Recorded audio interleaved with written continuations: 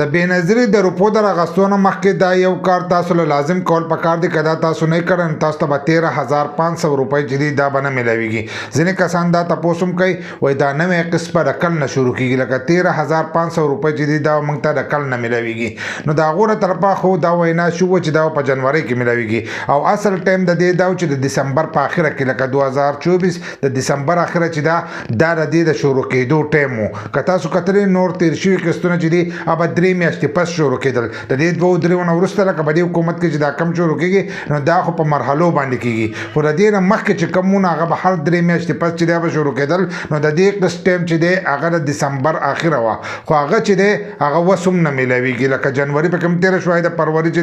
دا شروع ده کېدی چې په دې کې هم شروع نه کړي په بله میاشت کې ورکړي نو یو قسط چې دی دا به حکومت خوري لکه په 40 روپۍ چې دی په دې کې به کرپشن هغو چې دی په دې باندې وکړي په دې یو قسط کې. نو ځینې کسان وایي چې نوی قسط نه خو بیا د هغو کار دی چې کله شروع کوي خو د هغې نه مخکې یو کار دی چې هغه تاسو له لازم کول پکار دی. که تاسو ونه کړل نو دا روپۍ به تاسو ته نه میلاویږي ځکه اکثر د ځینې کسانو شناختي کارت چې دی دا ختمې دي لاړ شي نو دې ته هغه روپۍ چې دي دا میلاو نه شي دي شناختي کارت نوی کوي نو اکثر هغه روپۍ چې دی بندې شوي بیا په راتلونکي پیره کې چې دی په هغې کې به تاسو ته میلاویږي. نو که کومو کسانو شناختي کارت یې ختمي هغه دې لاړ شي لاول د خپل شناختي کارت چې دی دا دې نوی کړي ځکه چې په هغې کې هم څه نه څه ټایم چې دی دا تېرېږي. نو که دغه کار تاسو نه کړئ تاسو ته بیا دا روپۍ چې دي دا هم نشي میلاوېدلی. دا لازم کار دی ستاسو د ټول لپاره.